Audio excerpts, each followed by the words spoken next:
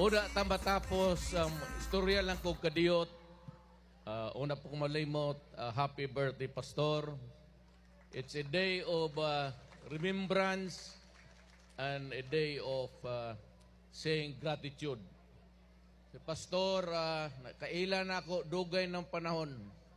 Dugay ng panahon, mga 80s pa. Nakita na ko si Pastor, ang iyang dedication, gamay pa siya.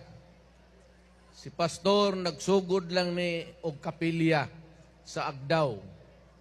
Daghang pampatay ni adto, pero sa likod sa iyang kapilya na ay tig-ayo og baril didto.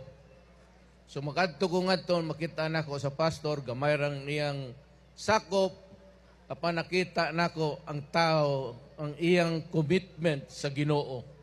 Ang dedication niya, hantod karon.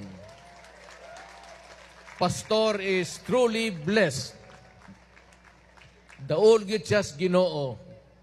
Ang iyang pagkatao, wala ko'y masulde. Tanda mo gawa sa iyang baba, husto.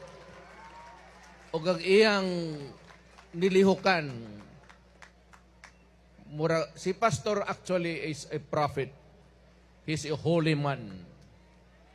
Sagrado kaayo nga tao. Ug makakita siya kaninyo na ang iyang almost madaan ninyo ang iyang espiritu.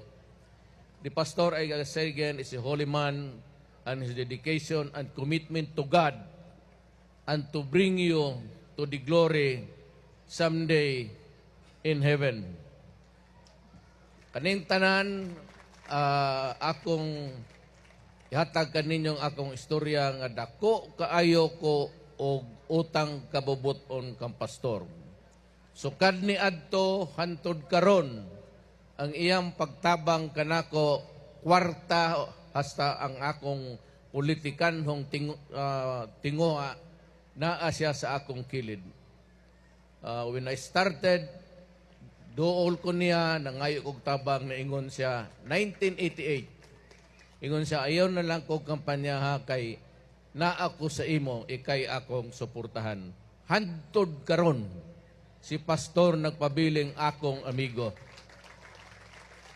Muna, tinuod yun na, dili ka makakumand o yung aning klaseng tao nga mutuo nimo ang katilingban. That is the gift of Pastor Kibuloy. Mutuo ang mga tao sa iyang